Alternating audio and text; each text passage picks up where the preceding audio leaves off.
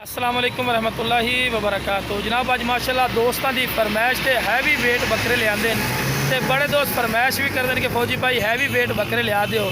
तो अज जनाब दोस्तों की फरमाइश से माशाल्लाह हैवी वेट बकरे लिया और जनाब जिंदा वेट जनाब कम अज़ कम 65 70 kg वाले माशाल्लाह बकरे ने पे और चंगे हाइट काद अच्छे माशाल्लाह 40 तो 40 इंच ग्रंटेड इन्हों की उचाइयां ने पईयां ते ताज़ा मूँह धुंदे ने ते हाइट काद चेक करो विरा प्योर बीतल ब्लैक बीतल अमृतसरी माशाल्लाह पठोरे ने ते दुंदे ते कस्सी ते डिमांड वेखो ना जी यह बकरा होंगे जिंदी डिमांड जनाब अगर किसी को चले जाओ ना तो कम अज़ कम एक बकरे की जनाब डिमांड 1,20,30 कर दें, लेकिन अपना वो डिमांड नहीं होनी ने थोड़ी सोच तो भी माशाल्लाह कम डिमांड हो सी।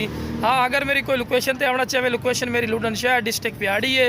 लुडन मेन अड्डे ते UBL बैंक और PSO पंप के सामने जनाब इतने आके भी लै सकते हैं तो कारगो की सहूलत माशाल्लाह हाल पाकिस्तान माशाल्लाह मौजूद है पई।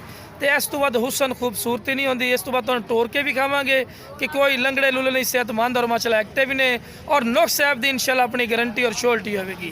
तो हाइट काद और माशाल्लाह खूबसूरती हो तुहाडी अक्खां दे सामने बंदा जितनी तरीफा करे ना बिरा फायदा कोई नहीं माशाल्लाह। इस तो बाद तुहानू मुँह पढ़ते भी खाने भी दुंदे या चौगे या 6 दांद जो भी हैं सारी डिटेल इंशाल्लाह देने सही दा खूबसूरती और माशाल्लाह हुसन हो तुहाडी अक्खां सामने सही दे मुँह पढ़ते भी खा दे तो टोर फिर के भी खा दे। ठीक है बिरा ला बिरा फेस ब्यूटी भी माशाल्लाह चेक कर सही मुँह पढ़ते खा तो लो जनाब दुंदे वेखो जितने हाइट कादे च ना 8 दांद होंगे लेकिन 2 दांद ही ने कोई भी खाओ। तो लो जनाब है दूसरे नंबर वाला माशाल्लाह बकरा चेक कर सकते सही मुँह पढ़ते खाओ।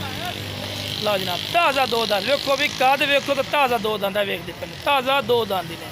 तो लो बिरा टोर फिर के भी खा रहे कि माशाल्लाह सेहतमंद और माशाल्लाह एक्टिव ही ने। तो जिस बिरा चाहिए इंशाल्लाह स्क्रीन पर नंबर से रब्ता करके बिल्कुल मुनासिब कीमत लै सकते हैं। ओके जनाब।